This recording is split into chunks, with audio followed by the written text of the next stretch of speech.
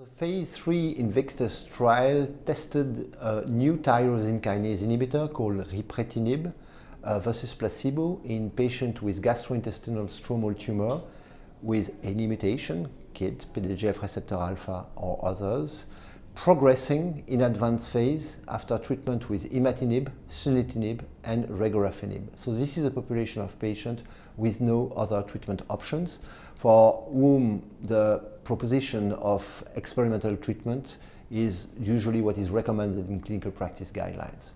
So the study investigated the value of ripretinib versus placebo in a randomized double-blind setting, 2-to-1 randomization with central radiological review to investigate the primary endpoint, which was progression-free survival. Included patients, the inclusion criteria were actually patients in good performance status, PS 0 to 1, and patients also with an advanced disease which had progressed under the three registered tyrosine kinase inhibitors which we mentioned. This trial was performed worldwide with accrual in large number of countries and included a bit more than 120 patients in less than 1 year.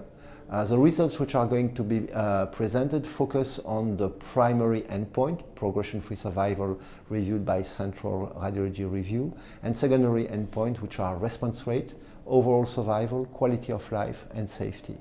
So the main message from the INVICTUS study is that ripretinib very significantly improves progression-free survival as compared to placebo, with 1 month versus 6 months with ripretinib of progression-free survival. That was the primary endpoint, and the significance is highly, the p-value is highly significant. Now, when it comes to a response rate was also superior in the ripretinib arm, 0% in the placebo arm, 8% in the ripretinib arm.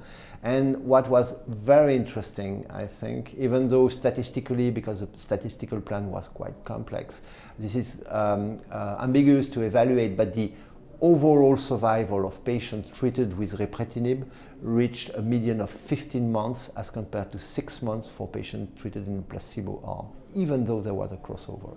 So that's a very important message, that the primary endpoint was reached and that there was a very significant improvement in overall survival, which is, as we all know, the major parameter which drives us for the treatment of patients with advanced disease.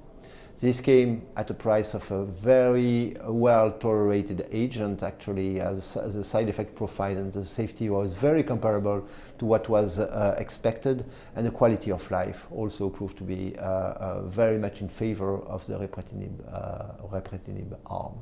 So overall, a study which was very positive for all major endpoints which are useful for the management of patients with advanced GIST.